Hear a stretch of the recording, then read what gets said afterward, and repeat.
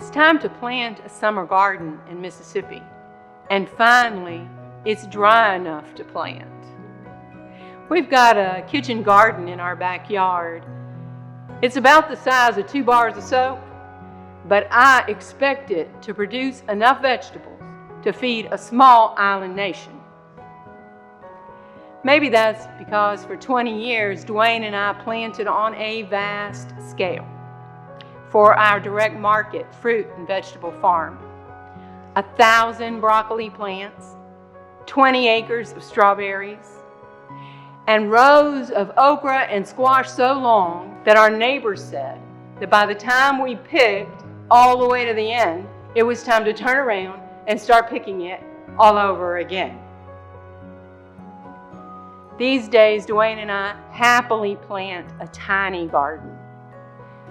We both grew up on farms, and gardening feels like coming home for us. There's something familiar and safe and hopeful about turning soil and dropping in seeds and burying them. I love the feel of dirt on my hands. Let me tell you, in the garden, I don't wear gloves. So this week we were planting the garden, and as we were, I remembered a dream that I had. It was more than 20 years ago when Dwayne and I were new pastors at Jubilee. In the dream, I was back on the dairy farm where I grew up in North Mississippi, and I was behind the dairy barn in the barnyard with boots almost to my knees, and I was deep in the barnyard. There I was, out in the middle, just shoveling.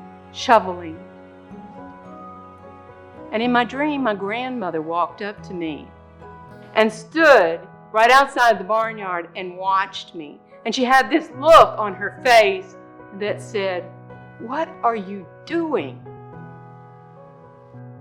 Me, just shoveling. And then she said, "Everyone else has their garden all plowed and half planted." And I woke up. And I knew that the message of the dream was not about gardening.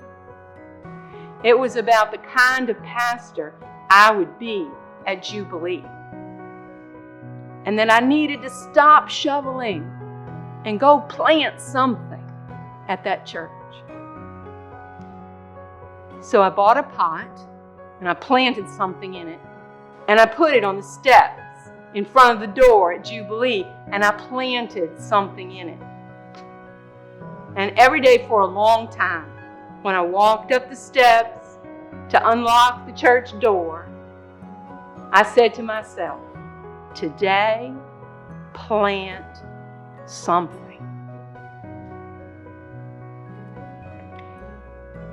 Jesus told the story about a farmer who was planting. He scattered seeds on the ground. And night and day, whether he sleeps or gets up, the seed sprouts and grows. He does not know how. That's what the kingdom of God is like. Imperceptibly, irrepressibly, it will grow. Because inside the kingdom of God, there is life and the power to grow. Mom is living with us these days. We had a lot of fun together planting the garden, Dwayne and Mom and I. We planted corn and okra and tomatoes. We planted peppers and onions and squash of many colors. And we planted Louisiana purple pod running string beans, which will soon scale the garden fence and cascade over the other side.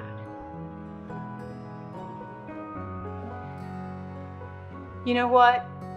These difficult times, these days, this is planting season. It's time to begin now. something hopeful that will grow in the future. This is the time to mend a relationship. This is the time to tend our faith. This is the time now to begin that thing you always said you were going to do. Plant it now. Because this is planting season. What are you planting? I hope you'll let me know. I'm Elaine, and I'm looking for loose change.